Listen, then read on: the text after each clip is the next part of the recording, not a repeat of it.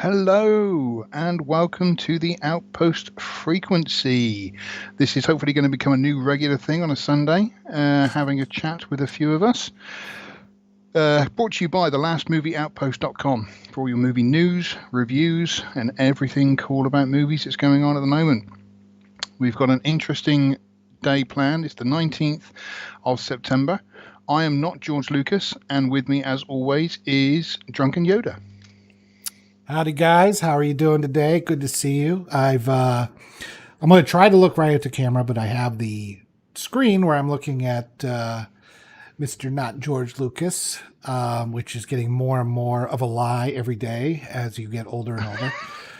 But I will try to look at the camera and not at him because then it looks like I'm praying to God, which is more ego than he needs right now. So I'm quite happy with that analogy. I think that's very good. I thought you would be.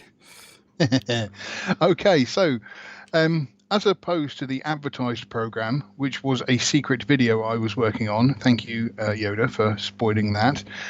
We will be talking about later. We'll be talking about remakes. But first of all, as you've probably seen on the site, thelastmovieoutpost.com, we have got a brand new engine running everything. We've got a brand new server, which Yoda has very cleverly built himself. And one of the new features is we have things like hot stories. So the hot stories are the most clicked on the site. So we thought we'd look through some of those first of all. Now, the first one. Just a second here. Let me get this on there, and I'll share it out for viewers so that they can see what we can see. And you're putting me on the spot here because I really cannot wanted to do that yet, but that's okay. Oh, okay. I'm going to have to. You don't have to. I was just going to go straight into the news. You keep talking. I'll get it in there. It's all right. Basically, like I say, we've now got, as you see on the right-hand panel of the page, the hot stories. Now, the first one is an interesting one. The review of the movie Karen. Now, I'm sure if you've been a regular visitor to the site, you may have seen the trailer for this. Now, have you seen this? I have not. Okay, I have seen this. I watched this out of pure and morbid curiosity to what it might be like. Now, I completely agree with the review, which was done by. Let me just double check. I'm sure it was Sean, but yeah, Sean. I completely agree with his review that. The premise of the movie is basically a Karen has two black neighbors move in, and she's completely prejudiced against them, as is her brother, who's a cop and apparently belongs to some secret organization. Wink, wink. Do they wear hoods? No, it's pillowcases, I've been told. With holes going open. Yeah. Whatever it takes. So, all right, I've got this going here. Okay. The movie itself, I thought was, quite atrocious to watch. I do think that in the review by Sean that he mentioned that it's kind of a satire, but I didn't even think it went that far. I think for me, a satire is a very well-crafted thing which actually makes you think at the end of it. A classic example would be, for example, silly examples, but I think somebody mentioned if Mel Brooks had written this, it would have been a different movie. But to me, I went to Charlie Brooker, who's written the Black Mirror series, that he is somebody who can really make you think about things like racism. This movie, I can't understand how it was written, and it was... At the end of it, there was a whole message about Black Lives Matter. I felt it felt very disrespectful to that cause in watching it because of the way the movie played out. Well, what did they say in Dark Knight? You either die a hero or you live long enough to become the villain, right? Yeah. The civil rights movement has lived long enough to become the villains. Right. Whereas they have become what they hate.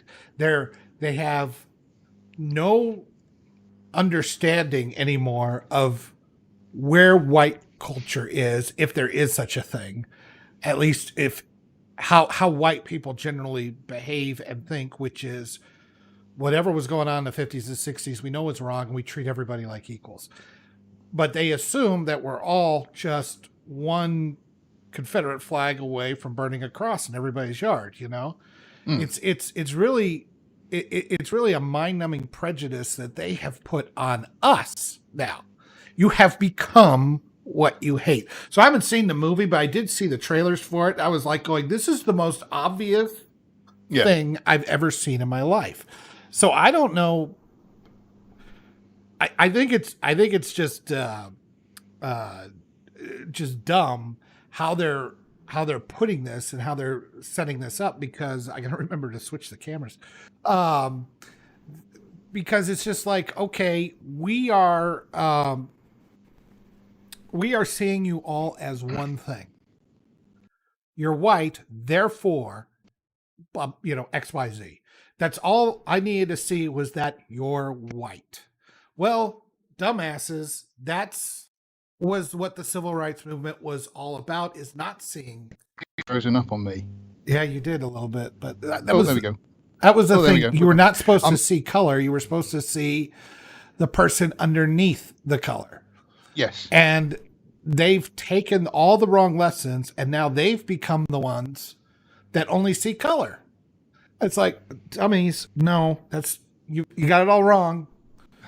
You screwed it up. Like I say, I think somebody like Charlie Brooker would have really made you think at the end of the movie about the whole situation in a very meaningful way. And I think, to be honest, even someone like Mel Brooks would have done that, and because I mean, again, he has faced obviously prejudice throughout his life, and in filmmaking and so forth. But again, he does make you think about it in a different respect. Whereas this was just literally, like I say, there are people like this in the world, and like you say, there's black and white. There's absolutely no grey area for this. This is exactly what it's like in some places in America, which I know is not true. Even I know that. Yeah. Well, and here's the funny part: Karens are not racist. They want to see everybody's manager. They don't care your color. They just want to see the manager. They're not about racism. So calling it a Karen, you've already fucked it up by calling it a Karen, because that's not what Karens are all about. Karens don't care that much. Oh, sure, they'll get mad and maybe they'll throw out an epithet or something, but they're equal opportunity. They'll go after whites, blacks. They don't care. They just want to see your manager, because they are so self-important and think they're the only people on the planet. And if they don't get some bizarre service that they think they're supposed to get, then they will make a stink. But this is nothing. It's the dumbest target to try to do Black Lives Matter or racism, because that's not what Karens are. That's not what brought on the rise of Karens.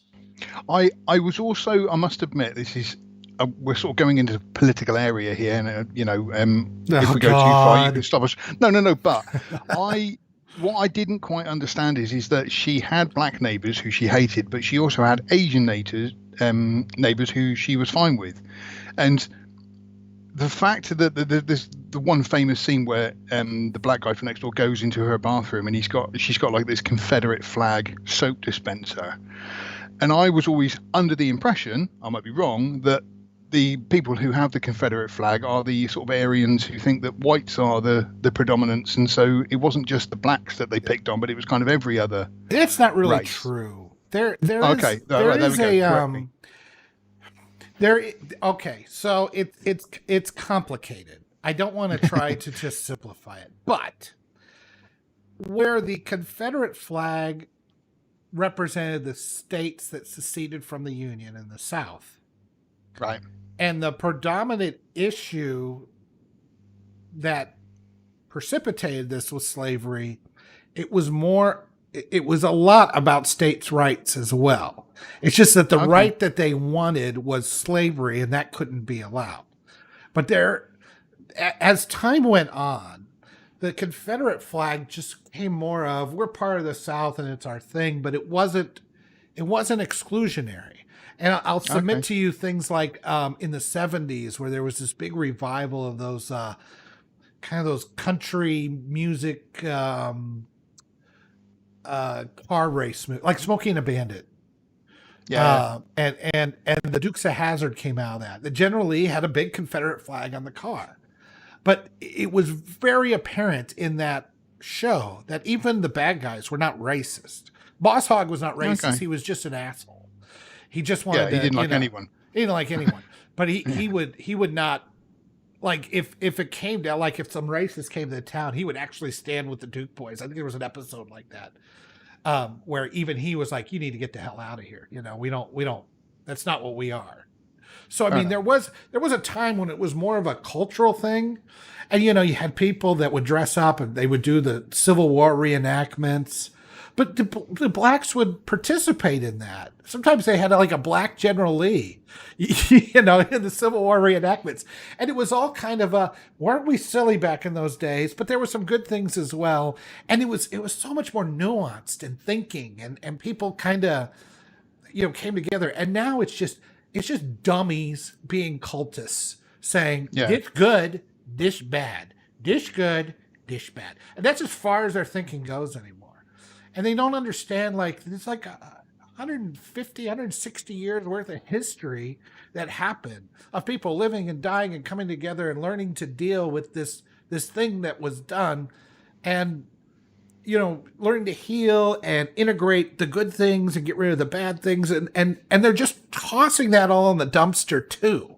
Right. It's like, yeah, you want to get rid of slavery. Okay, we got rid of slavery, but you're also tossing away 160 years worth of growing and changing and everything else that went along with that in the dumpster because you see black good, white bad. That's all you see. And that's how you end up with a Karen movie. So I brought that right. all the way around. That was very, very good. Like I say, that was just purely lack of education on my behalf. Not obviously understanding the history of the American, just American history as better as you would, in the same respect that you wouldn't understand the English history as well as. Well, and part of that's the media's fault. Yeah, part of that's the media's fault because they're just like, oh, Confederate flag bad. Well, parts of it, yeah. Parts of what it was trying to protect, absolutely, pure evil. Slavery is pure evil. Everybody knows that. Yeah. And certainly the Jim Crow South and a lot of things that continue to happen were evil and bad. I'm not saying they weren't. But after the Civil Rights Movement, there was this time in the 70s and 80s of a lot of healing that went up through the 90s, I think, of where people kind of integrated the good and excised the bad without denying that it happened. Yeah. And then, that obviously then becomes a problem. Yeah. And then the SJWs came with their one-track 8-bit minds and their simplistic view on everything, like children. And it's all, we've turned back the clock again to the point that we're all at each other's throats again. I was like, okay, well done, guys. Just because they're bored kids that have nothing to do. Yeah. And this movie doesn't help that. No. I mean, with it, I would say it's one of those movies worth watching just out of morbid curiosity, but don't feel you're going to come away with learning anything or having your views changed on anything or coming away with any kind of, what's the word? You've changed and become a better person for it. No, you'll come out of there thinking, wow, Hollywood is run by stupider people than I thought. Yeah.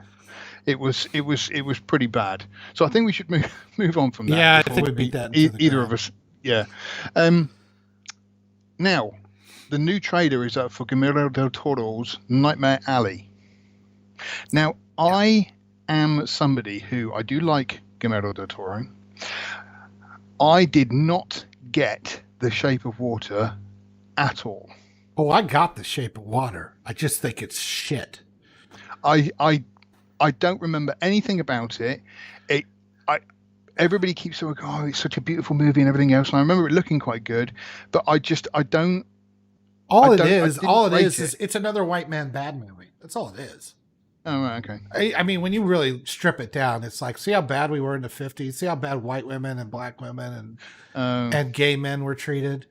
And the fish man is just kind of the visually, Outcast. yeah, he's visually Yeah. symbolic of that, except that they have a black man, or a black woman, a white woman, and a gay man in there that are also getting shit on. So I'm like, Who am just I voting for? Yeah. now it's just like cramming it down. You see how bad you are? You fuck. That's it. That's all it is. So I'm like going, oh God, it was just awful. It was the worst.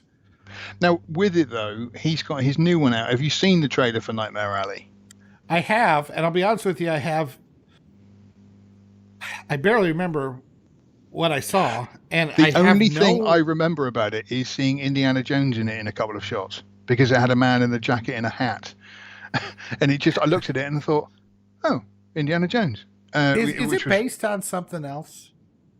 As far as from reading the write-up, it's based on a novel Okay. of some description, and apparently Del Toro has said that it's a different kind of fantasy horror film than he usually does.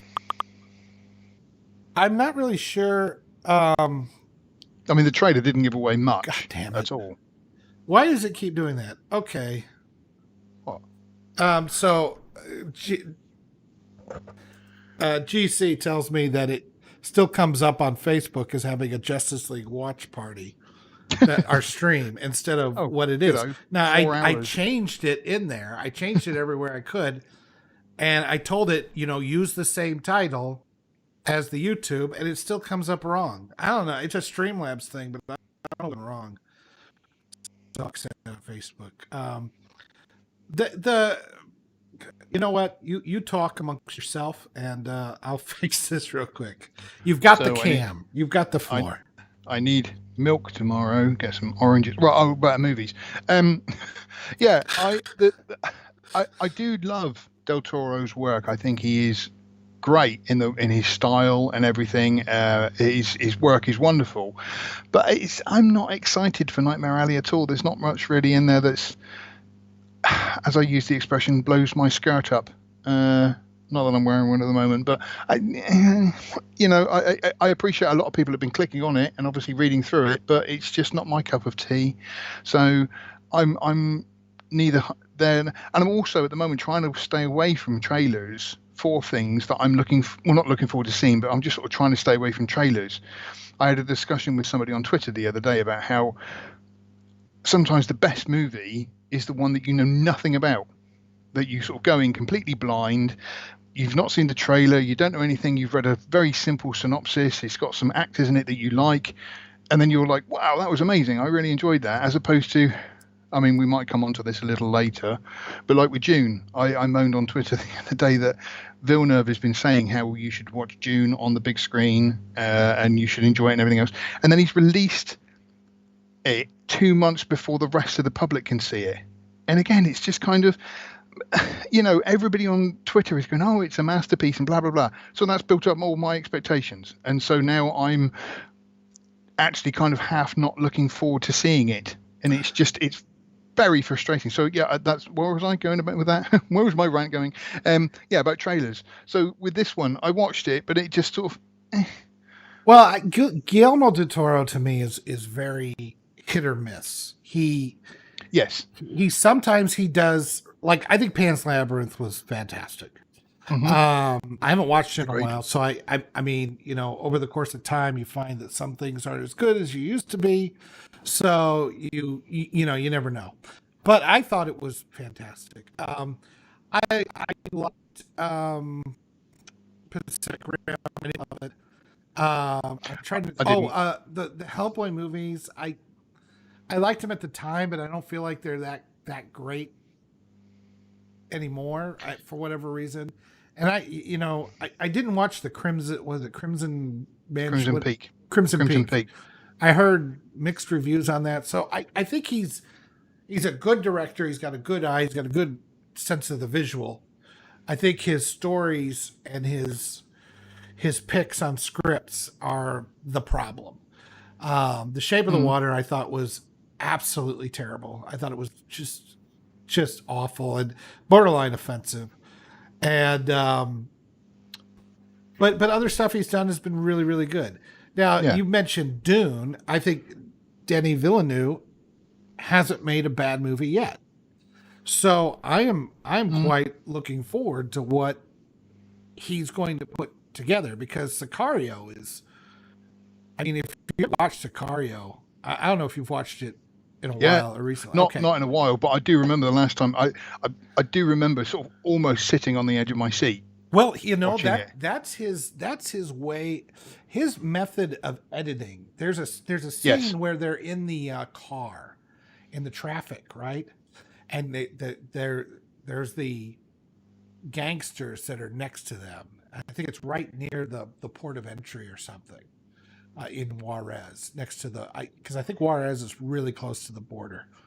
Um, I don't remember it that well, but but yeah, she's in the car, they're in the car, and he keeps switching, and he's very deliberately switching in rhythm to the various people, and then he's cutting the amount of time between the switches.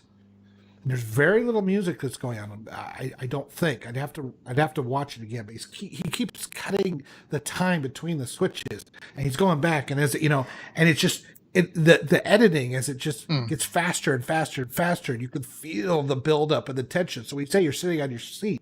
That's one of the reasons why, because he is brilliant at editing and pacing, I think. And yes, then he picks great scripts. There is a yes, case to be made that Blade Runner 2049 is a much better movie than Blade Runner. Um, so right, it is slow. It's harder to watch, but I mean, I think there's a lot more going on there, and there's a lot more that he's trying to say there. Blade Runner, as bizarre as it is probably more accessible than 2049. But yeah, yeah, yeah. No, I would agree with that. There is yeah, like you say, there's a lot more underneath the surface of 2049. Very, very much so. yeah, absolutely. And if you watch them, the problem with 2049 is probably its length, because you're like, I should watch that again and see some of the other stuff. But I would say his pacing is a little too long in some stretches, and it makes the movie a little longer than it needs to be. But it's still, I think, a fascinating movie for coming back into that world. So I really like Denny Villeneuve. Guillermo del Toro, I don't know. This movie, what's it called again? Nightmare Alley. I don't know. I thought you were going to say Nightmare on Elm Street. Then I was thinking they're not remaking that, are they already? um, Again? give it some time. I think what we'll do is we'll talk about one more thing before we go on to the main subject of remakes, and that is the death of Norman Macdonald. Now, Yeah. as I said to you, this is awful. But growing up in the UK, we didn't get Saturday Night Live. We had comedians like, and I'm going to say some names here, which some British people will smile at, and some Americans will go, huh? Like Cannon and Ball and Little and Large, and even because I mean, you said you hadn't heard of Morecambe and Wise, had you? No, Um, that was something I'm familiar with some of the bigger ones, obviously the Monty Pythons, the Rowan Atkinsons, Mr. Bean, but but not some of the other ones, not as much. no, but those were the staples of our Saturday evening. Russ Abbott's Party House, I think it was called. Noel Emmons. There was names that was our Saturday night, but obviously in America, the Saturday night was Saturday Night Live, and huge names came out of that. Like for example, Norm Macdonald. Now, I mean, like I say, I have watched a good few of his videos, and he is very funny. But unfortunately, he's just somebody I've never come across before. No, and I could understand that because Norm didn't really make the switch to movie star like Mm, Will Ferrell or Mike Myers or some of the others that have become big. John Belushi, Dan yeah, Aykroyd, Bill yeah, Murray. yeah, And so you don't you I can understand people not being as familiar with him even here in the states. I think he was the second best, and I mean it's close between him and Dennis Miller on Saturday Night Live as far as the anchor desk. I have an affinity for Dennis Miller, but I think Norm Macdonald was right up there with him. And when I say right up there with him, I mean you have like Dennis Miller and Norm Macdonald just right there, and then a big drop off, and then nothing but crap after that. With maybe Jane Curtin and some of the stuff they did in the original one, but I don't think Right. it was really her that made it. I think it was all the weirdos that she brought on that she played the straight man to, Right. where Miller and McDonald were funny in and of themselves. And the reason why McDonald got I don't know if you know the story, but Norm McDonald was fired from Weekend Update. He was not fired from Saturday Night Live. He was just taken off the anchor desk because the president of NBC Entertainment Division at the time, and I'm trying to remember his name, just decided he wasn't funny. And Lorne Michaels, who actually runs the show and owns the show, he didn't want to lose him. So he kept him on the show and he did some skits, but even Norm himself will say, well, that, the thing everybody seemed to like was the Weekend Update. He says, I admit in the sketches I was crap. And so he didn't do that much. But he didn't he did a great job with that. The funniest one, or at least it was to me, I don't know why, it's just one that stuck in my head. The reason the rumor is that he got fired because he did too many OJ jokes, which every Right. single one he inserted some OJ the murderer joke in there. And which was He hilarious. sounds like I would like him. Yeah, I mean it went on for, you remember they did 25 to 30 shows a year. It took off in the summer like most of them did. And he did the anchor update for every one of them, and every one of them week after week was an OJ is a murderer joke. And and he always made them work. I don't know how he did it. So then he did the he did this one, and I don't know why I remember this one, but it just got to me. But he says, this marks the 5,000th showing of Cats on Broadway. Also marks the 5,000th time a husband leaned over to his wife and said, "What the hell is this?" I think every husband has ever gotten dragged to a play or a musical or some live theater has gone, why am I here? And right now it's probably Wicked or something like that. Yeah, that's right. Yeah, But, yeah. Why am I watching this? Yeah. Yeah. I had no idea he had cancer. I had no idea he was even sick. He just was doing the Orville. He was the Blob on the Orville. Oh, right. Okay. Right. Okay. Yes. Yes. Yeah. Right. He was that guy. Sorry. Yeah. So you youngins, you may remember him from there. And he's been in a lot of the Adam Sandler movies because he's kind of part of that troupe. And Adam Sandler, for all his faults, takes care of his friends, and really just likes hanging around with his friends and doing jokes. And then they shit out a movie and great, Yeah. But I thought he was one of the funnier guys. He was more insightful, and he had this weird deadpan. I hesitate to call it acerbic. I think I did say it was, but it's also kind of he's always got a smile on his face when he does it. You always feel like he'll do something just really. Yeah, I mean he'll do something that's just razor sharp, but it's still you feel like but he's kind of a nice guy. Some of his jokes are, I mean, incredibly offensive. Yeah. In that funny way, but the way he would say them is kind of like, I'm going to say something now which is really going to offend a load of people. Here we go. And it was, like I say, it's been a treat finding out who he is, at least. But like I say, I did feel bad that I didn't know who he was beforehand. Well, I mean, you can't know everybody in every country, and it's America's got so many of them, but a guy like him who's kind of a B-list, I would say, A-list comedian, but B-list celebrity. Yes, and probably somebody who kind of hated that celebrity lifestyle as well. I got the feeling I got the feeling he did. He enjoyed doing the movies because he liked hanging out with his buddies, but I don't think he really wanted to be a movie star or anything. I think he more enjoyed just doing the comic circuit, and keeping it low key. Yeah. So that kind of makes sense, as he kept his old illness very low key. Nobody Yeah, knew it was happening. It was never even hinted at, and then gone. it So is. It is such a shame. I mean, we've had a comedian in the UK die called Sean Locke, who, funny enough, actually was very much like Norm Macdonald in some of the jokes that he used to say were very offensive. I say my favourite one of his is, and this was it was the way that he would say them because he was very deadpan as well. But he said, "A woman's work is never done. That's why they don't get paid as much." and like I say, as a comedian, the way he would tell it, it was fantastic. And again, he's just recently passed away of cancer. And again, it's one of those people that you've probably never heard of, but in the UK, he was a huge TV star, and everybody knew Sean Locke, and he was a very funny man and a very deadpan and a very witty man. And it is a shame that cancer does take people like this. yeah. So rest in peace, Norm Macdonald. You will be missed. You'll be missed by a lot of us, and it's a shame, but it's we're all getting older, and Yeah. some of our heroes are gone. Now, before we get into the main topic of remakes, Well, there's two, but yeah, go on.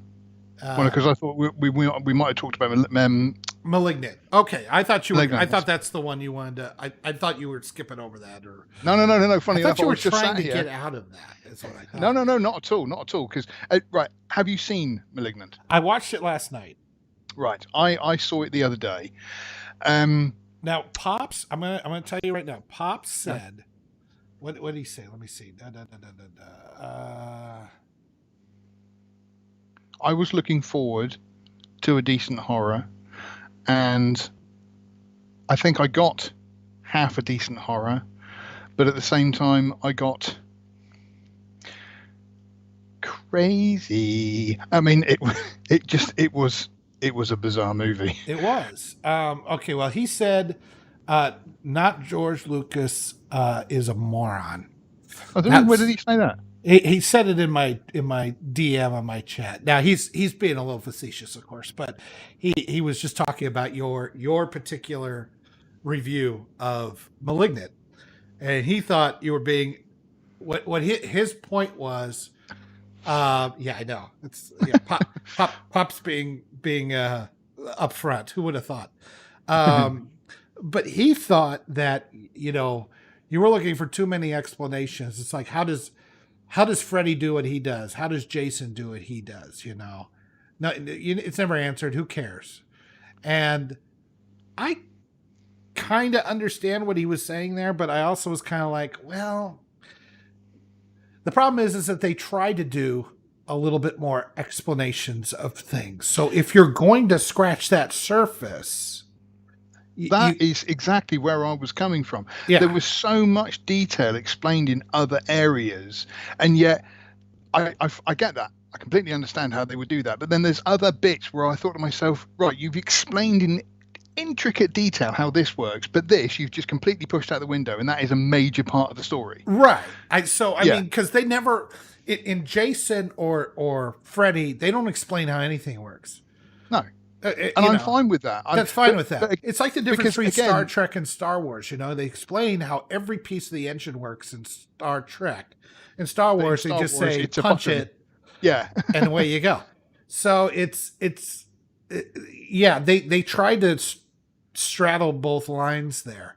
That is where I had the issue. That if you, like I say, with Freddy and Jason, I'm quite happy with the killer returning from the dead and killing people and everything else, and how it happened, don't know, don't care. It's just because it's just that basic story. And like I say, I've never had an issue with that. But I thought the way *Malignant* played out, they were being so intricate with other stuff. I thought to myself, well, then the whole thing. We are going to say spoilers if you haven't seen it. Let's make sure that we. Okay, everyone. Spoilers from here on out. If you haven't seen *Malignant*, why don't you give a synopsis of the story first, so that we can. And again, if you haven't seen it, I recommend you turn it off now, because there is kind of a weird twist in it. I already knew the twist. I was going to say we don't have to talk about the twist. I didn't think it was a twist. You kind of do. I think you kind of do. Oh, it's not a twist if you watch Red Letter Media already. But I'm just trying to be mindful of our audience here. That's okay. So, like I say, yeah, you guys know now. If you're listening, it's your own fault. a young girl. Well, the opening, I'm just trying to sort of pan it in my head now.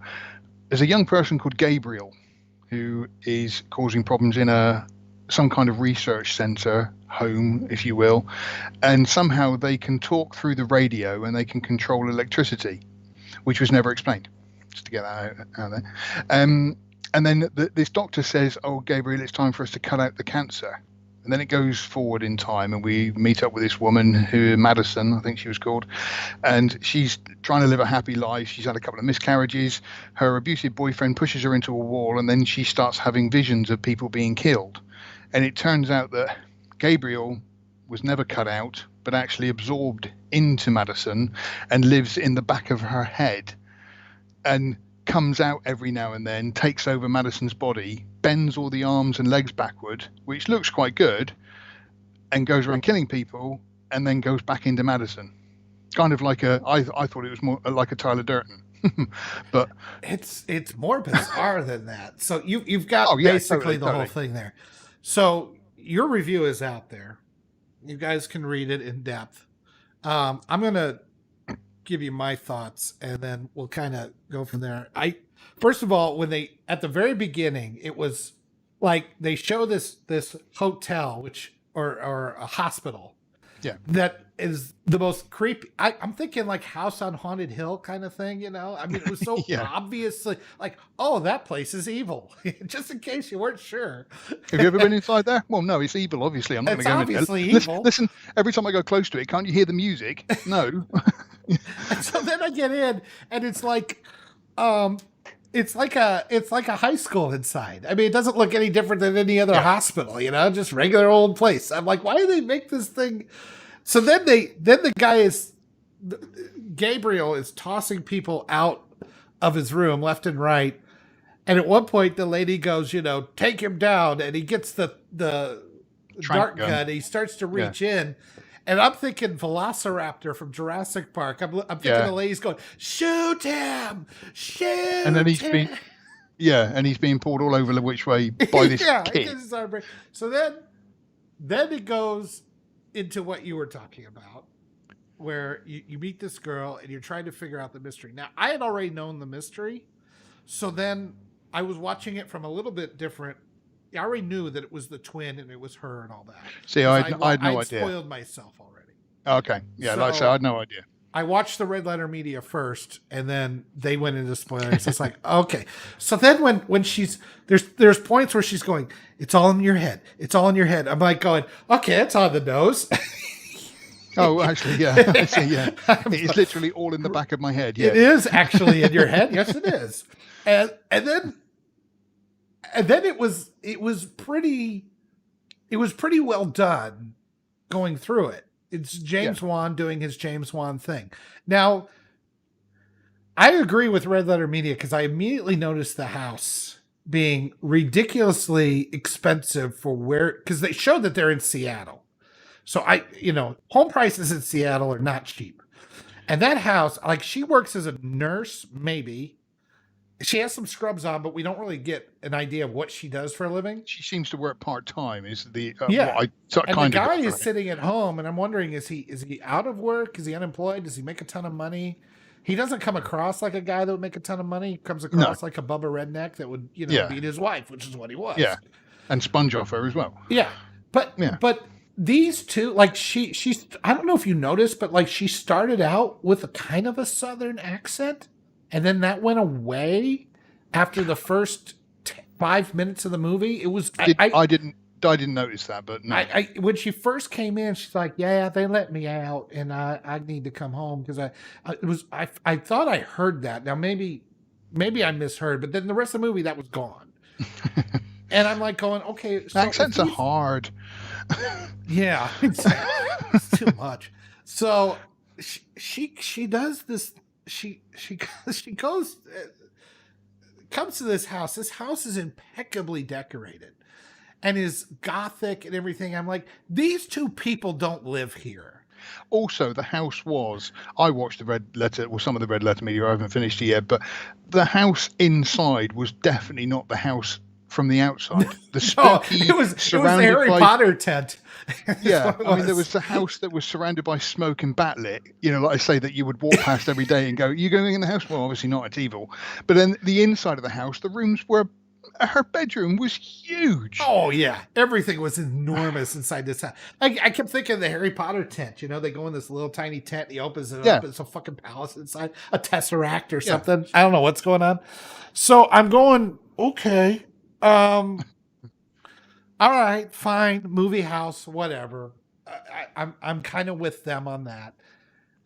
But the other bit, it just didn't to say bother about me that the house was so much bigger. I could have kind of put up with that, although it was because of the way they filmed it and the way they kept showing the house. Because I was thinking maybe the house is evil. Is that what he's trying to get across here? But no, the house is fine. The other thing that got me about the house was, and I did mention this in my review, was the industrial-sized fan in the attic. Well, that's an attic fan. I kept looking at this and kept thinking, that looks. I think I like the look of that. That's it looks creepy and it looks dark and it looks scary and that's quite good. But then I kept thinking, so does that just lead to the outside? Because every time it rains, it's obviously going to get really, really wet in there. And then when you actually discover where his room is, where Gabriel's room is, and it's again, it's spoilers. It's in her attic. I thought, I'm sorry, how many houses in America have a 20-foot industrial fan in the attic?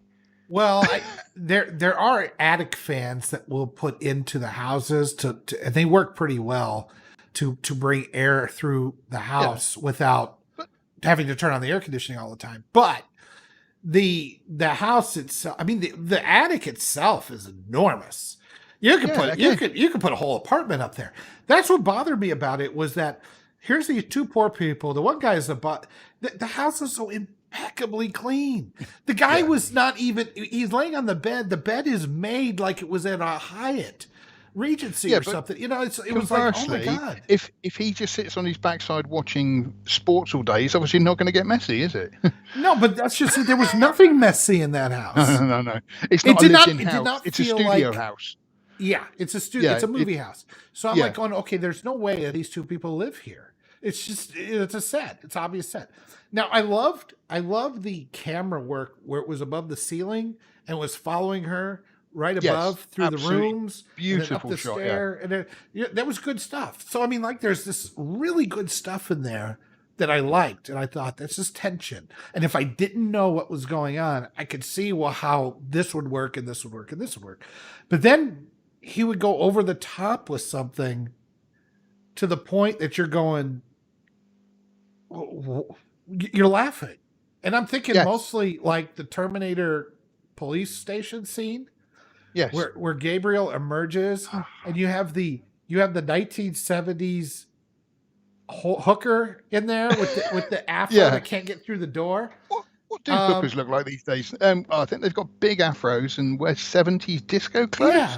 Yeah, that'll do. Yeah, that'll do. I think actually I want one from the 70s. I want a trucker with a mullet from the 80s. I want some girls to cover be all bases. This, I mean, like they had like a representation of every cliched jailhouse bird. Can we have a naughty nun? Can we have a naughty nun? Maybe no. That's a little too much. Too much. So then Gabriel comes out right in front of him. It's like an Incredible Hulk moment, Yeah. And because I keep seeing all these references to other movies in the thing. And then it became Terminator, where she just starts, or he, or whatever, mowing through the police station. And I'm like, is this a Jackie Chan? What is going on here? I was like, which movie am I watching here? Please tell me, because I don't know.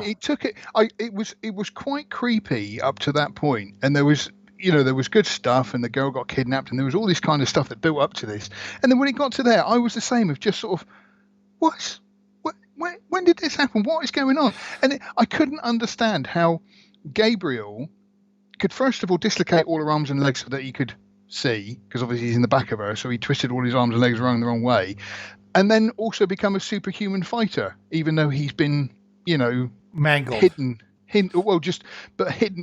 inside her for so long. But somehow is he made of cancer? Is that the deal? It doesn't explain how he can dodge bullets. Well, I don't think people with cancer's cancer really can strong. dodge bullets. Maybe that's the theme of the whole movie. Cancer kills. It was so bizarre. And like I say, that action shot in the police station was fantastically, beautifully shot. But I am sat there going, what is going on? I don't understand why, how this is possible. They can suddenly dodge bullets and become superhuman and with your arms and legs bent the wrong way. And how does he see out of all the glare and the hair and the shit? I don't understand. I guess, and then he could, just in case you didn't notice all that, he could control electricity somehow. Yeah, see, again, I can understand why Pops called me an idiot, right? But again, it's not explained in the Freddy films and the Jason and everything else. Yeah, they come back from the dead, fine, that's kind of whatever. But I can kind of understand he might be able to control electricity, but then he can also talk through radios, and he can also make mobile phone calls anonymously and block his number. That's nice. Yeah, and again, it's just kind of, no, you've gone into so much detail explaining one thing. How the hell is he doing this? And there was, like I say, I'm fine with a movie which breaks down every detail and every nook and cranny and explains everything. But I'm also fine with movies that just leave stuff to your imagination. That's fine too. But when you are explaining stuff, you kind of have to explain everything, and then not have this is explained, but this you can. It just is. It just is. All right. I agree. I was trying to figure out what the deal was, and I think the guys at Red Letter Media really hit the nail on the head. They said, "Okay, this is schlock, and there's nothing wrong with good schlock, or even bad schlock if it's entertaining enough. A trauma movie or something like that. I'm fine with that. But where it's too slick." To be schlock. It's too well produced. It's too. James Wan has a certain professional quality, a certain level of quality that he puts into all his movies, especially in the photography and everything, that gives it an air of respectability. When he does The Conjuring and when he does some of these, which are in there. All horror movies. I think The Conjuring is. I don't want to say a modern day classic, but it is an incredibly well done horror movie. It's brilliant. It's brilliant. And he does good ones. And he brings that quality to a movie that is essentially schlock. And I think that's where people are kind of like having trouble with it. Like if he went full schlock, I think Sam Raimi would have done this a lot better. Yeah. Because he does that. I think with Sam Raimi, his movies are done slightly that tongue in cheek, no matter what they are. From like the Evil Deads to the Drag Me to Hell, even the Spider-Man. They're not serious movies, and like you say, James Wan makes a film which is very serious, but then, like you say, adding that schlock, it was trying to gel two things that are just never going to stick together.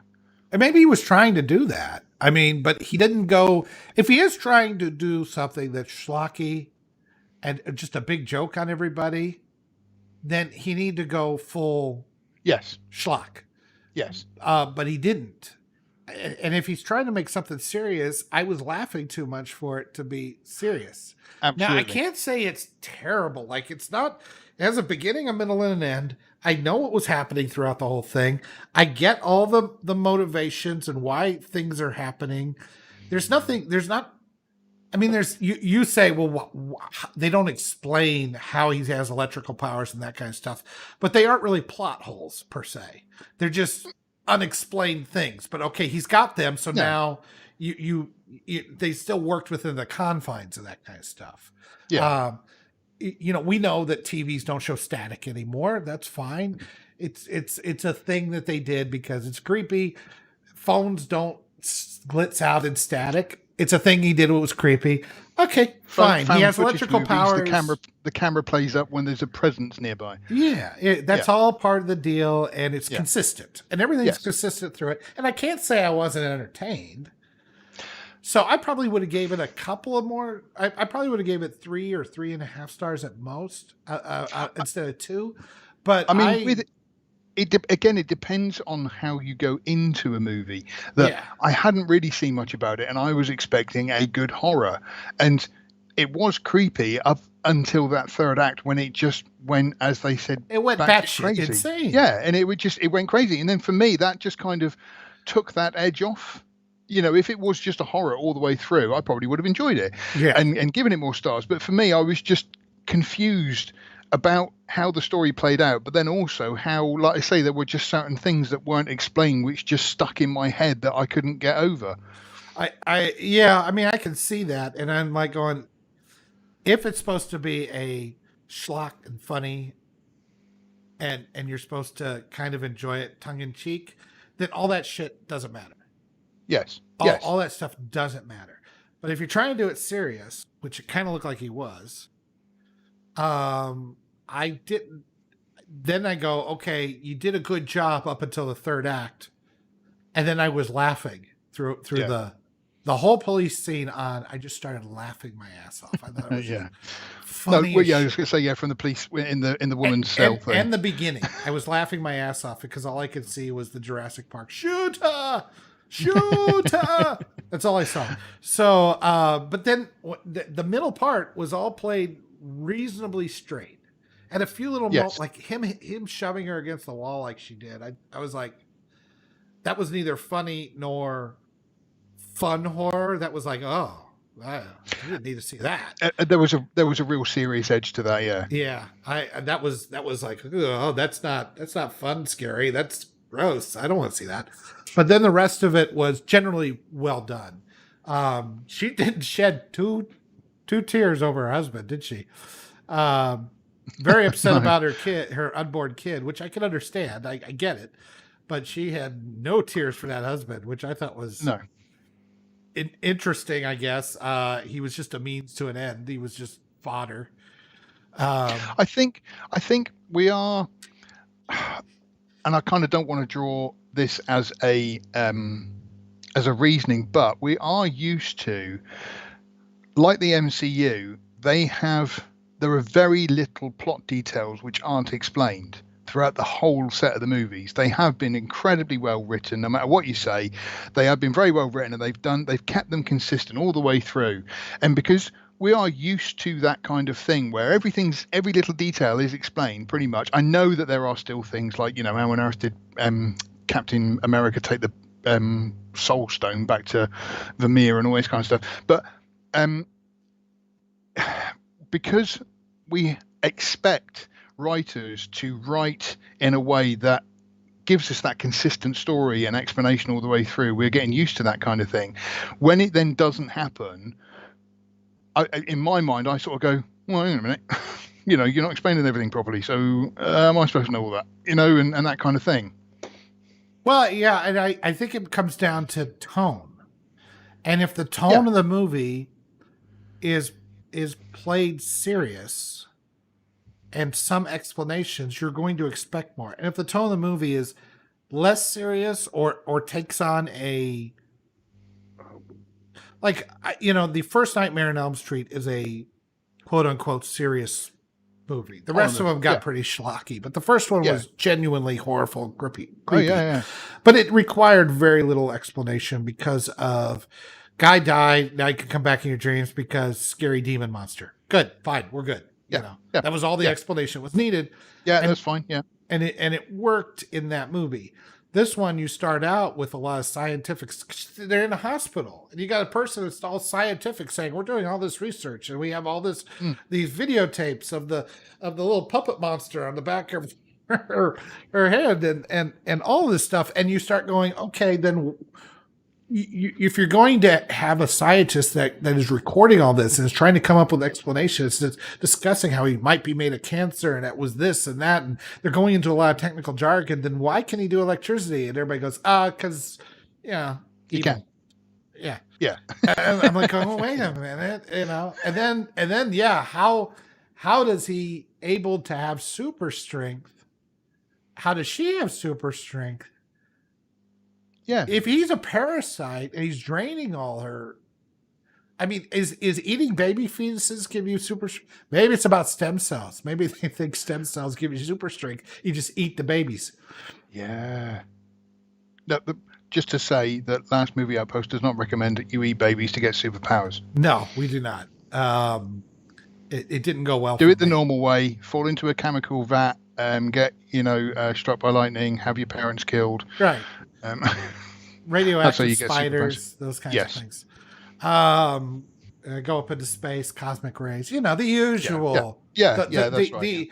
The government approved ways of doing exactly. this. Don't eat fetuses. I have no idea how is he eating her fetuses in her body when he's up from here. her brain. Yeah, and like you say, really, the first part of it is quite a sort of science technical movie, but then the middle of it goes to like a cat and mouse police murder mystery. Yeah, and then the third act. I don't know what you call it. Yeah, I don't know what you call the third act, but like you say, if there was a tone all the way across the movie, it would have been a completely different film, and I would have enjoyed it more. But it's just I just found it the tones changed, everything changed. Like I say, it was schlocky but being too serious, and I didn't rate it. Do you recommend it?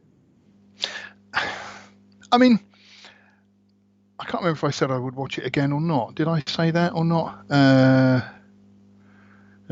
I probably would see it again, but I'm not in a hurry. I probably would watch it again because I think it would make interesting to see how, like when you watch, say, something like The Prestige for the second time, you know what the twist is, and then you look for the nuances in the acting. From that respect, I might watch it again, and I might understand it, and having different viewpoints brought over it might give a different perspective.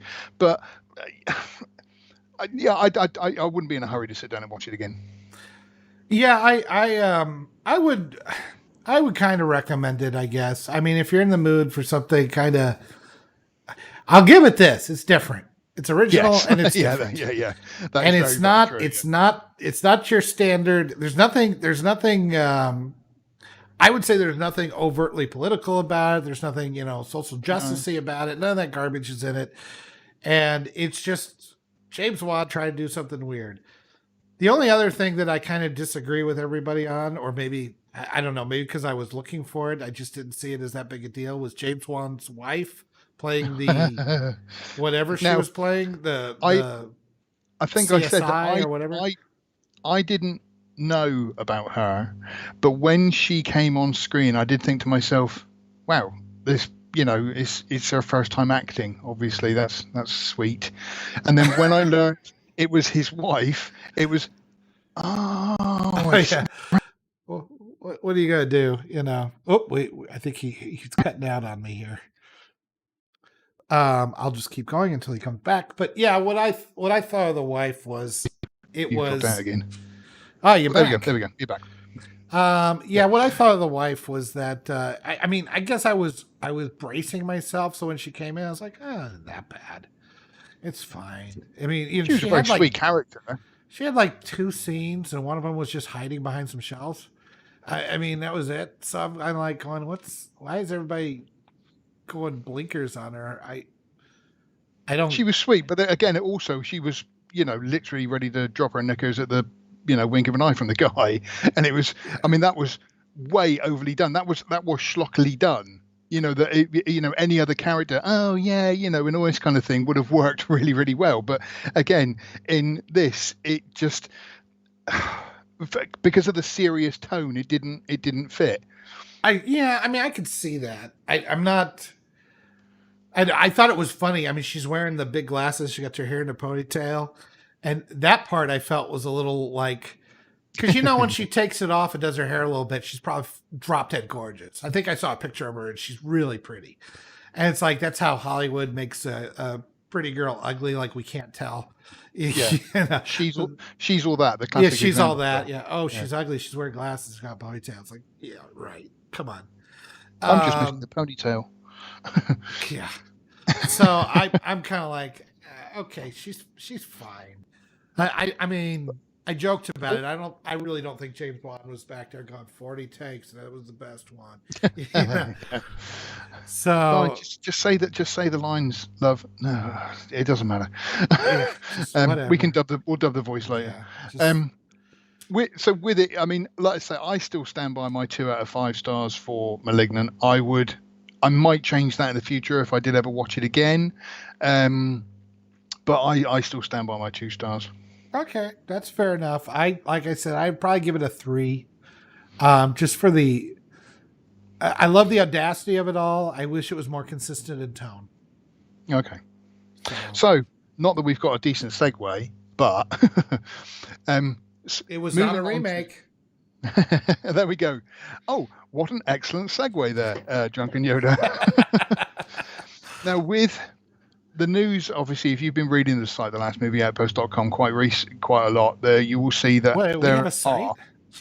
there are a lot of remakes going on, and the latest 2 that I've been quite outraged is at Flight of the Navigator, which is going to be directed by Bryce Dallas Howard, that famous director, and it's now going to have a female protagonist instead of the young boy.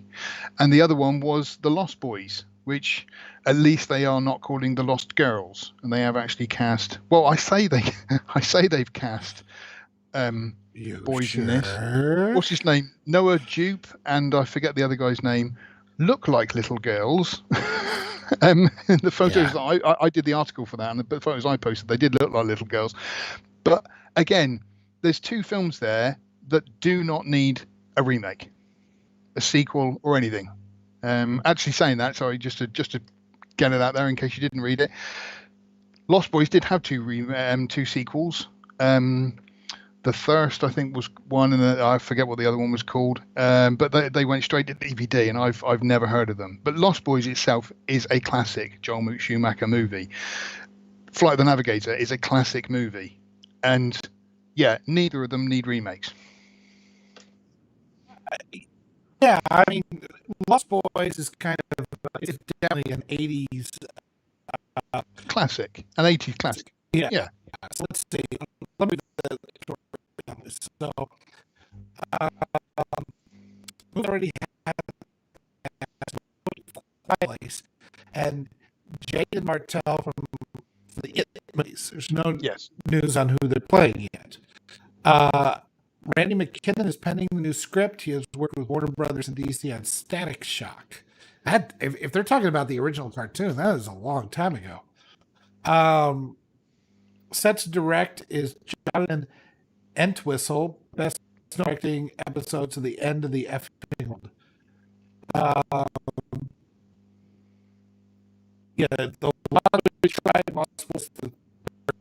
watch those. They're unwatchable. I am now tempted to find them and track them down and watch them, because I have a thing for. I do like schlock. I absolutely love schlock. This week I watched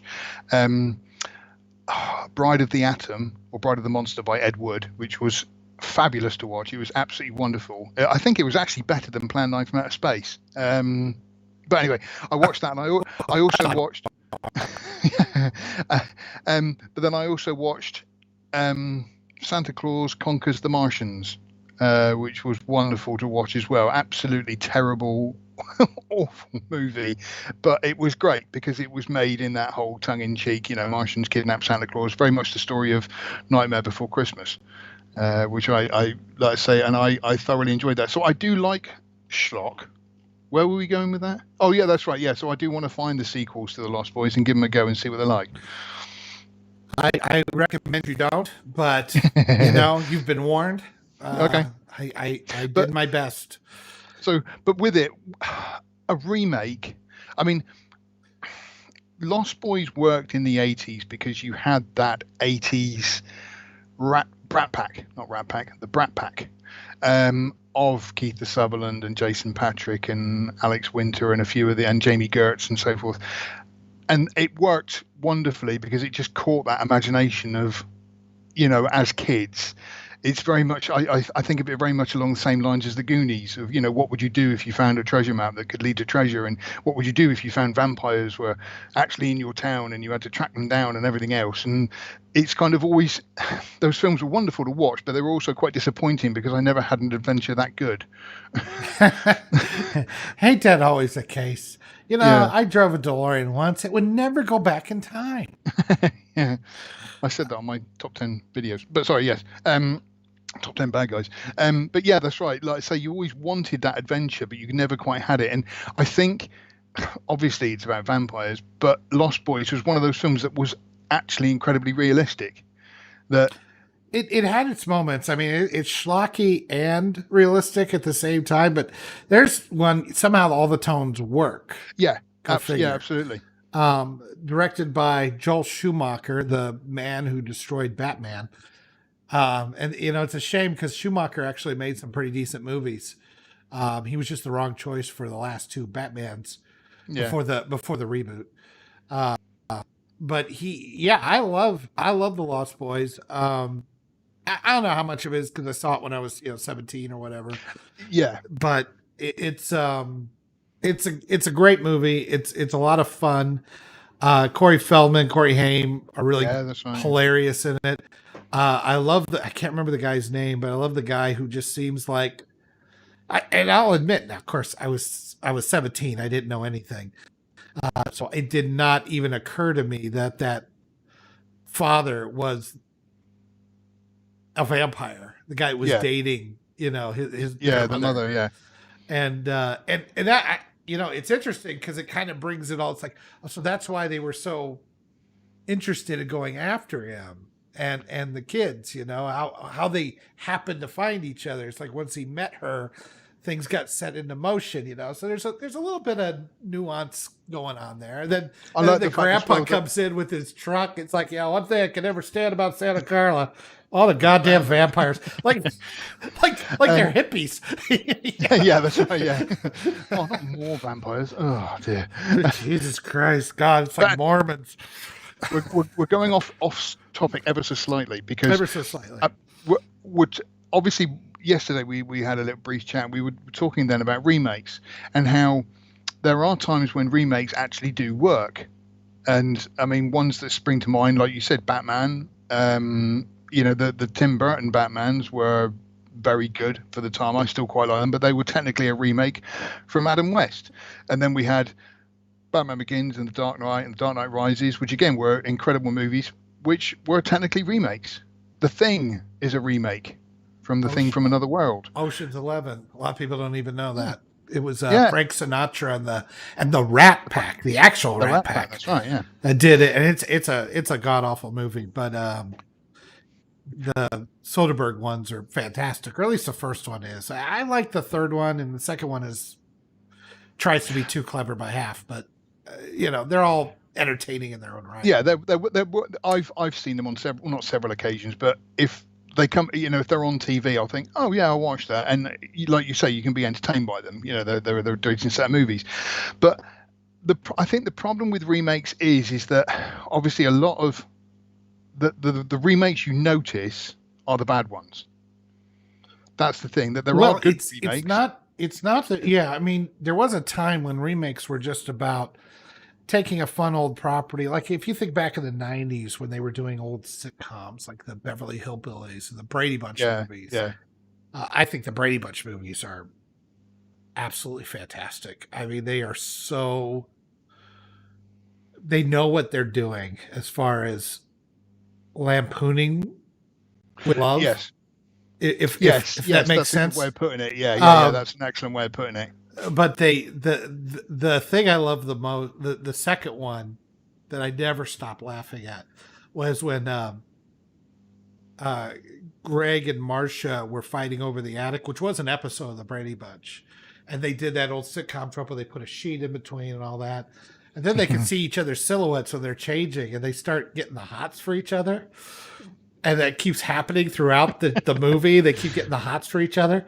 And every time they start, having those kinds of feelings, the song would come on, "If loving you is wrong, I don't want to be right."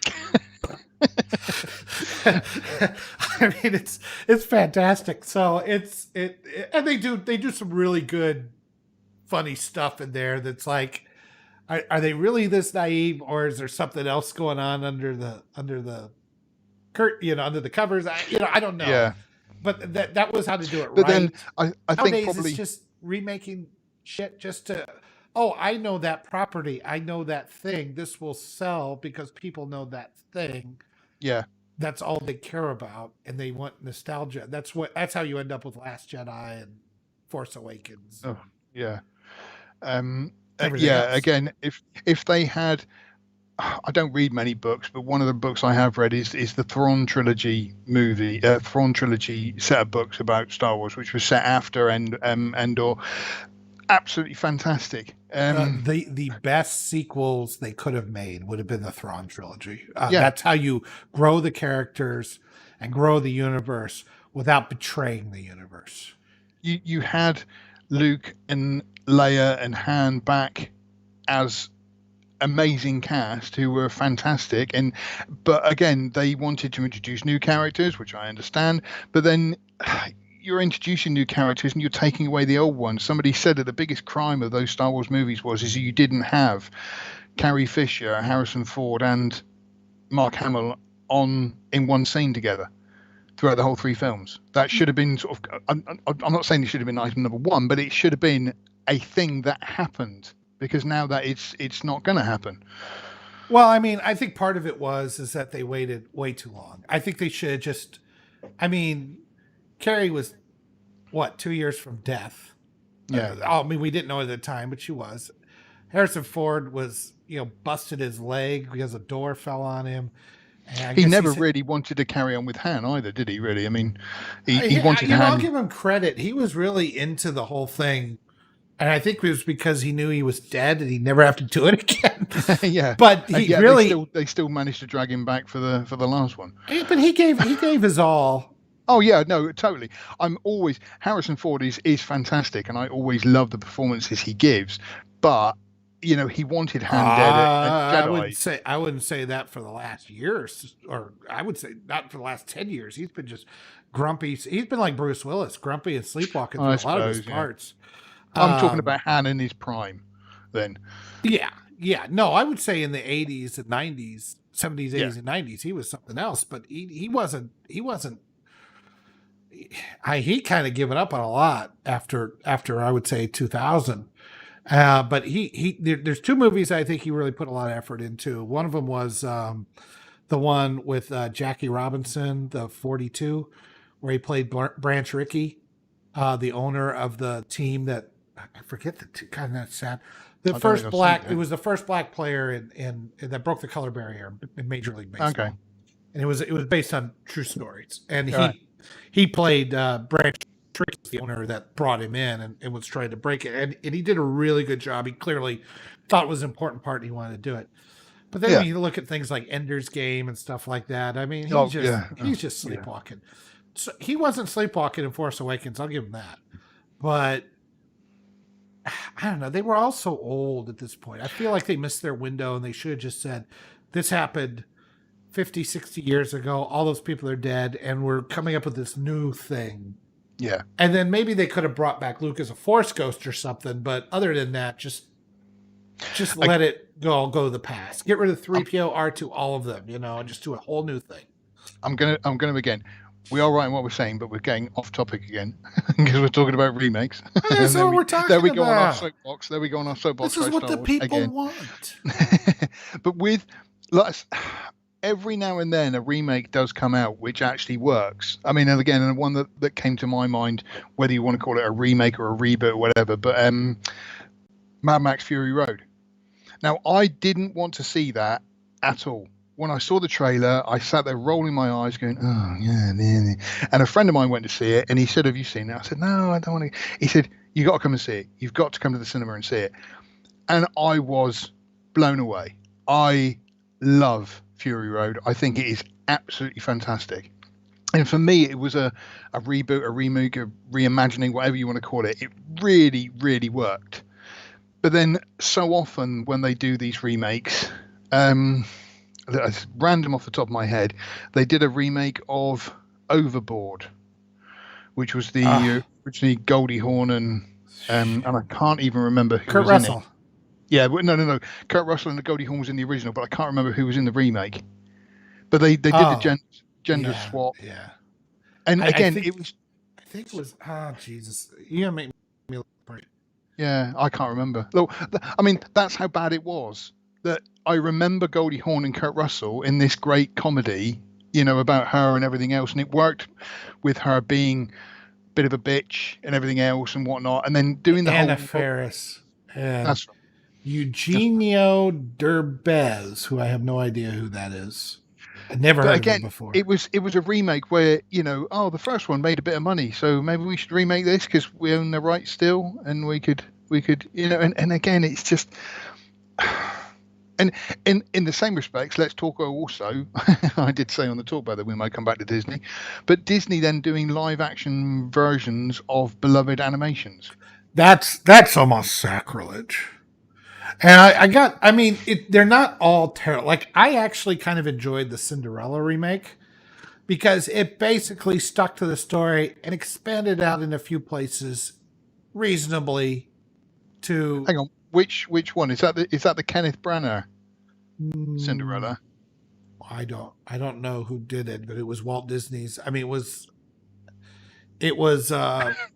Because I 2013, I there's think. been I was going to say there's been a few No, remakes over this the has been a last. while now. This was a Disney remake of the cartoon. They actually had the was it 2015, and it was with Lily James Oh, which I'm surprised I haven't watched because I and like Lily Kate James. Blanchett, and Was it I Branagh? thought it was Kenneth Branagh who did Oh, that there one. you go.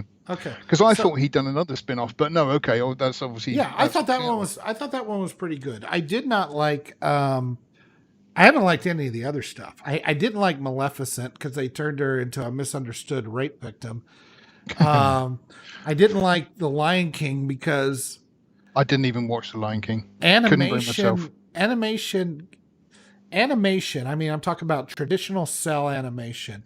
Yeah. It gives you an opportunity to give expressions to animals that don't have facial expressions. Yes. I mean, a few animals do, but for the most part, they just don't. That's not how we anthropomorphize animals, and the only way to do that without making it look creepy as hell is cartoon, cell animation. Yeah. But when you try to do it with ultra photorealistic animals, Yeah. It's you either take out the expressions on their face, which means you feel like you're watching a nature documentary where they happen to be talking, or you've you got two give them expressions expressions and of you go, nothing oh, or surprised. yeah. Or if you try to give them the same type of expression, like if you make them as expressionless as and keep it photorealistic, then you're going, that's the creepiest. Kill Yeah, it with that's right. fire. Is that supposed to be smiling? Ah, No, it's awful. You can almost hear the bones snapping when they try to do. So it's bit like not something I want to. Yeah. Now Malignant. you can do a 3D animation type, but that's more cartoony. Like a Yeah. like a Toy Story type. You could do it that way, but then it's like, well, what's the point? You've already done it perfection. Why That's do it that's the again? whole thing that I don't understand with any of them. You had Aladdin, which was fantastic, absolutely beautiful. You had Robin Williams as the genie, and all the animation for it is just absolutely wonderful with the little monkey and everything else. There was no need to do that into a live action version. And some people say, oh, it's for the next generation. You're thinking, no, the next generation could have quite happily watched that original and absolutely loved it. That's all you need to do. And they spend thousands of pounds, idiot, millions of dollars. They spend almost £12 on I was making gonna that say that remake. sounds like the right exchange rate, actually. The way our dollar is going. Yeah. But they spend millions of dollars remaking these things, and there is absolutely 0 point to them doing it. It's not needed in any way, shape, or form. And they keep saying, like I say, it's for the next generation. But again, there's nothing wrong with that magical one. I think there is actually a reaction video series on YouTube of kids who have seen things like the live action Lion King, and then they've watched the cartoon, and they say how much more they love the cartoon. Yeah, because you can connect with the animals properly. You can actually see their faces. You can emphasize with them. There's a reason why we show a lot of cartoons to kids, because you can over exaggerate faces. You have a lot of primary colors, and kids in those developmental stages, it's much easier for them to connect to the Yeah, emotions that those.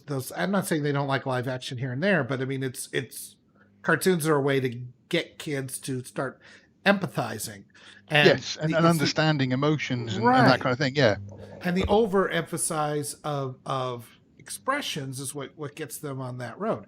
Then when you get to be our age, you watch crap like Blade Runner 2049, so or really dour stuff. But that's there's a maturity factor there. Yeah. But trying to make it live action, I don't know who you're trying to appeal with for the Lion King remake, other I than think nostalgia. Oh, we're losing you again. for me, Go ahead. yeah, I think what you're trying to do is you're trying to pluck on those nostalgia strings of people who do remember it, and then also they appreciate that those people probably now have kids, and so those kids can also enjoy it and go out and buy the toys and enjoy the film and everything else and whatnot. And so I suppose actually they're kind of, when you break down all these marketing groups and everything else, like things like Aladdin, obviously as kids you grow up enjoying that, and now these people are older, they have got kids who could probably go and enjoy that. Yeah, I gotta say that a lot of this is our fault. And when I say our fault, I'm talking about Gen X. I mean, do you see boomers on back? Do you see them holding on to their toys? Look at this shit. Look at this. Look at this. Look at this. I got it on the table here. I mean, we hold on to our childhoods and the stuff that we watched back then more than any other generation beforehand. Yeah. And so we're running back to watch remakes and stuff because of how look, those movies back then in the 80s and the late 70s, 80s, that wonderful time. There's no doubt that that it was a special level of creativity that doesn't come around very often. Maybe the 30s and 40s it did, and then in the 80s, I think, the classics. I mean, if you look at where the classics bunched up in what decades, you'll probably find a pile of them in the 80s, a pile of them in the 30s. Maybe some, I think there's some in the 50s, but I really think those two decades probably have the most. And part of that is you're trying to recapture that, and we've got a group of people here, and quite frankly, Hollywood that is hiring people that are incapable of doing that kind of screenwriting, and they're not willing to take chances on people who will take chances. That's again just briefly to touch on that you're saying that we're also living in a scared generation. Yeah. That with writers, they are fearful of making any kind of social comment because it's going to offend somebody on Twitter or social media. They're the ones that are the perpetually offended. And they're trying to make stuff to make, everybody understand what shits everybody's been throughout history. Not understanding any kind. I mean, if these people lived, 100 years ago, they'd be eaten by wolves by now. They have, they don't out the village they don't know anything about anything, and they don't realize how spoiled they are. But be that as it may, it's to get somebody to write that creatively. I mean, you've got people in charge who have nothing creative, and all they want to do is just make a product. You're not going to have make people money, make a profit, make profit, and all they know how to do is pick through the corpses of ancient stuff because they don't know how to properly gauge what is going to work and what is not. And even like I know Star Wars, all the executives thought it was going to be a disaster. Yeah. They had sunk enough money into it, and there was one guy, Al Jr., who said, "You know what? This is going to be amazing, and you guys are stupid." And he fought and he fought and he fought. It probably nearly destroyed his career until it made $1 gazillion, and everybody said, "Oh, So I mean, there's none of that kind of guts in Hollywood anymore. No, not at the moment. Hopefully it will come back, but no. I mean, maybe sort of on the level of independent movie there is, but the big box office, the movies that get into the cinema are the ones that are kind of being ruined by the corporations. It's sad, but part of it's our fault. Like I think that Free Guy, I don't know if I call it the most original, but it was an original property. Right. The one with Ryan Reynolds. Yeah. I thought it was fantastic. It was a throwback to a very entertaining, high concept, high budget movie that had some at least some intelligent thought put into the plot, and you cared about the characters. And that's all you need. And they put out something that I would call you say wholly original. I mean, you could take any movie and point it at any other movie and say, well, there's a lot of the same stuff. But for the most part, Yeah, yeah, it's an original property. It's an original thing. It was yeah. excellent, and it was fun. Is it highbrow? I mean, is it going to win an Oscar or something? No, of course not. But it was well put together. It was entertaining, and it took me back to those. I felt like I discovered something that It, this is going to be something that I it's not doing that well, and I don't know how much of that's pandemic, how much of that is people just don't want to see something new. Again, how much of that is our fault? We just go back and see the stuff we saw when we were kids. Like, try something new, guys. I've said this in the past, but I slated, well, I didn't slate, but somebody mentioned Halloween Kills on Twitter, and I posted a picture of a man flogging a dead horse, and I was jumped over by all these fans who had no way the 2018 one was the best one and everything else. And I'm thinking, the 2018 one was the 11th one. How many movies can you have of Michael Myers walking around killing people and surviving at the end? That is what happens in all of those movies.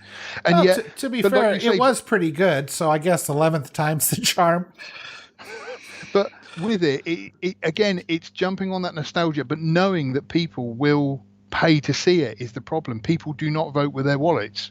And if something is terrible, just don't go and see it. And I think, I mean, obviously, again, not coming back to it, but Star Wars learned its lesson from that, because with Star Wars, Solo bombed because people had lost faith in Disney and what they were doing. And I mean, I still stand by Solo. I think it's not the best Star Wars film. It's not the greatest film. It's an entertaining movie, and I do enjoy watching it. But it was missed because of that, they withdrew all. And it was there's too many. Okay, so let me push back on you on that, because you say because they're just remaking stuff and everybody's had enough. Well, Last Jedi, which for the record I think is garbage. Oh yeah, no, completely agree. It is. I can't stand it. I completely agree. It's terrible. But can you say that it's just another remake, rehashing everything that was done before? No, to me, The Last Jedi is a bad movie because it has a terrible script and it's awfully made. Yes. Again, it's one of those movies where you're watching it and you're thinking, well, how does that happen? Why are they not doing this? The whole chase sequence, and they were just out of fire. And I'm thinking, they're chasing them with a dreadnought, which has probably got like 1,000 TIE fighters on there. Surely you could send a TIE. And there's so many unanswered questions. It's just a bad movie.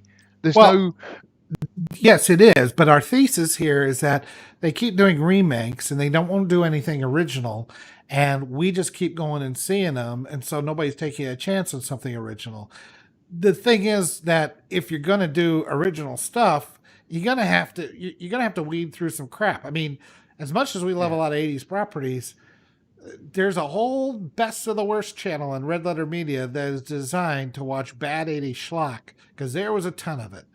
And I've been watching quite a few, to be honest. Yeah, and it was it was usually ripoffs of some bigger property, like all the Commando or Rambo style ripoffs, or what was the David Hasselhoff one? I can't think of his name. Star Quest, was it? I can't think of the name of it now. But the David Hasselhoff was a complete ripoff of Star Wars. Right.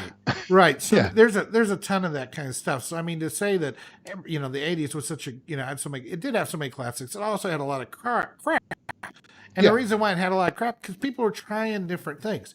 So I would be, I guess, I mean, there's a part of me that's like, for this one reason only, I don't want to be too harsh on Last Jedi, because if the result of that is we're just going to remake and do the safe stuff, because that gave us Rise of Skywalker, which was an absolute mess of trying to undo what was done before, trying to bring back the love of Star Wars, and having no idea how to make anything work. And the next thing you know, you just got this paste, this bland paste of a movie. It was basically JJ trying to, like you say, stick over plasters and stuff of everything that Ryan had done, and also giving the two fingers at the same time. Right. So it didn't work, and that's the problem. I mean, it's hard to take chances with a $4 billion franchise. Yeah. I get it, but if but you need to take chances. You need to do things that are going to take chances if you're going to find the next franchise. I feel sorry for my kids. They don't have that thing that we have. They don't have those franchises that they look back at. They have to use ours, and they get warmed over pieces of remake shit that they have to make theirs. The only thing my daughter has is her Harry Potter franchise. That's about it. Yeah, funny enough, my niece was the same. My niece said she was a huge Star Wars fan, and I think it was after Last Jedi. But she now loves Harry Potter for whatever it is. I don't think she's even seen Rise of Skywalker, because she, like say, Harry Potter is one of those things that is universally loved by kids because you can understand it. You want to be a wizard. And it came out for that generation of kids that were born in the late 90s, early 2000s. They could that became their thing, just like Star Wars was our thing. Yeah. But okay, that's been done for 10 years now. Do you believe that? 2011, 10 years now. I know.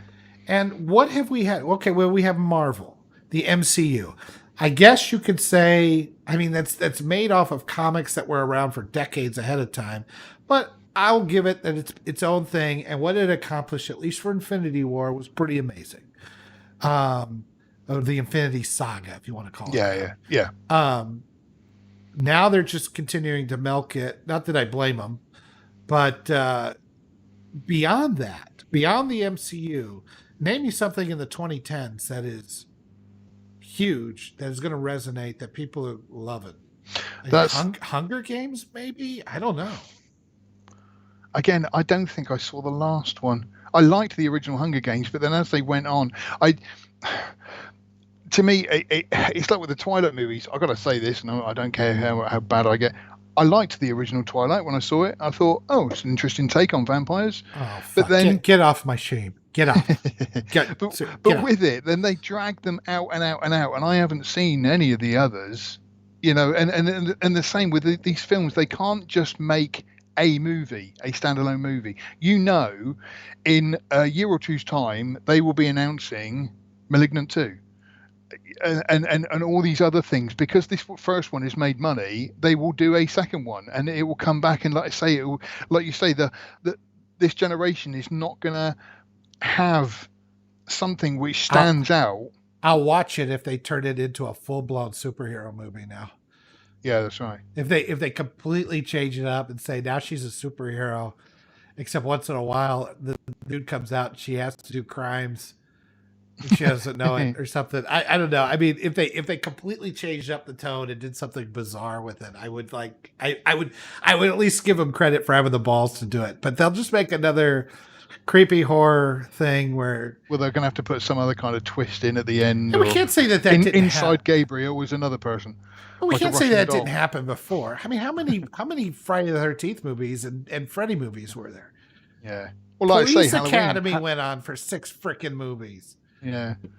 I mean, it's not like that's we can put our nose up in the air sometimes, but we can't say like, oh, that never happened when we were. Yeah, it did. It happened all the time. I mean, the good thing is that you've got places like Disney which are not taking risks and not taking chances, but then you've got companies like A24 who, because I did see the other day, I don't know, you saw it as well, Green Knight.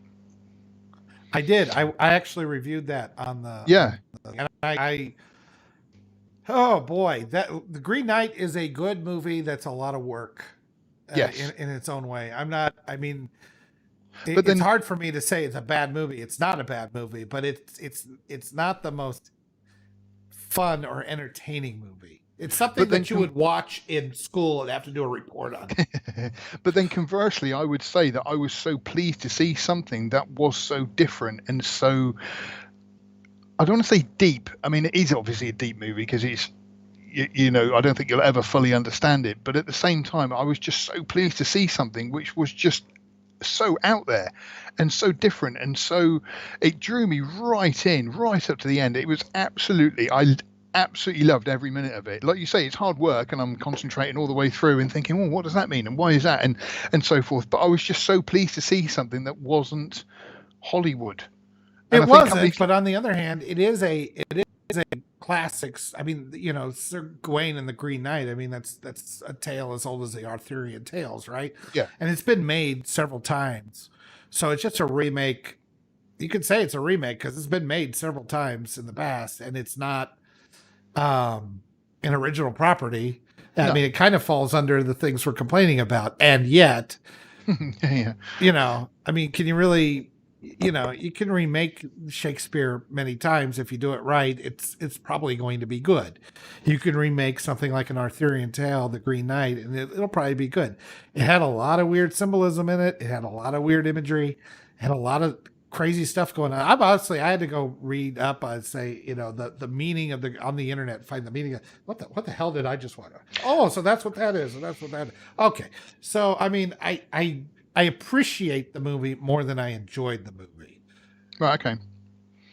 So I mean, that's a thing. It's okay. I'd like to say I didn't look at any of the meaning or anything else. I was just quite happy to let it wash over me and then just think about it the next few days and form my own conclusions, which I quite enjoy. Obviously, like I say, that doesn't happen very often with Hollywood because this is the story, this is the protagonist, this is the love interest, this is the conclusion, and it's kind of that's everything spelled out for audiences so that you don't have to think. And I do understand why a lot of people were sort of Green Knight, oh, what a load of crap that was. Yeah, didn't get any of it. And it's kind of, yeah, because you weren't told everything all the way through. You had to use your brain, and I appreciate. You may have to do some research on it, and that's okay. Yeah. I highly recommend everybody see it because I think that to me, I liken it as eating your veggies instead of junk food all the time. Yes. A movie like that is vegetables, and you should have your vegetables every so often. You should be, you should expand your cinematic diet and yes. Try to get something that will challenge you a little bit more and push yes. you. And yeah, exactly. And that's okay. One that I need to see that I want to do that's very much down that road is The Lighthouse. Again, a completely loved it. Yeah, I hear it's great. The William Dafoe and yeah. So I'm looking forward to that. George, it's we've been going at this for a little over an hour and a half. I was kind of trying to sort of think how can we wrap this up? But yes, so we have had a chat. I don't know whether we've solved the thing of remakes, but we've certainly had a nice, interesting chat about them. Well, I'm sure when Hollywood sees this video, they'll rethink their ideas. Of course, why wouldn't they? So, thank you very much, everyone, for watching. We are, of course, this is Outpost Frequencies, episode 30. And I don't know what the number is. Be on audio, so you can listen to this every week. We are going to do this as much as possible. Try to do every week at noon Central Time on Sunday, which is at 6 your time in yeah, 6 in normal time. Yeah, in normal time. Okay. They're just jealous because America's the best. Everybody knows that. Look at the look on your face. Priceless. Yeah, we'll just go to just one camera now. The hell with you. Anyway, go to lastmovieoutpost.com. You can keep up with all the news and reviews that are coming out over the course of the week. We will talk about many of those at the beginning of the show. And you can reach us at contactus@lastmovieoutpost.com if you have any tips or news items or questions, or just want to see us cover something. Please give us a shout out. We also have Twitter @MovieOutpost, Instagram. I believe that's @LastMovieOutpost, but it's all up there on the top of the page. And of course, this YouTube channel, YouTube/LastMovieOutpost. Anything else to close it out there? Not George Lucas one at Twitter. If you want to sign me, I do tweet quite a lot of the movies I watch, and I'm also trying to start a podcast, which we're trying to do mid-weekly, which I may actually miss this week because I'm on a small holiday. But yeah, we're trying to do that as well. So again, it's on the website, lastmovieoutpost.com. If you look for the podcast there's some interesting stuff there as well. Yep, all the audio for this and his show will be in the same place, so you can fire up your podcast app on your iPhone or Android. Do a search for either Outpost Frequencies or Last Movie Outpost, and you'll find it. We're listed on iTunes and that sort of thing. Please give this. what can I say? That crush that like button. Don't just smash it. Crush it. Crush the like button, because we need your help to get this channel out there. We're going to be building up a buffer of videos beyond just the ones that we're going to do weekly, and try to have a much more regular schedule. Now that I've finished building up the whole new server and all the website from scratch, by the way, I want to kill myself, but it's done. It was You wouldn't know it, no but to look idea. at him, he's only 18 years old. Yeah. I used to have hair. So that's all done. So we want to get back and get these videos out there. And as my Twitter, you can reach me at Drunken Yoda 1. DM me, or just tell me what a jerk off I am. I don't care, whatever you got. And I really appreciate all you watching. And George, we'll see you next week. Yeah, absolutely. All right, then. Take care, and we will see you next time. Are we off? Oh, no.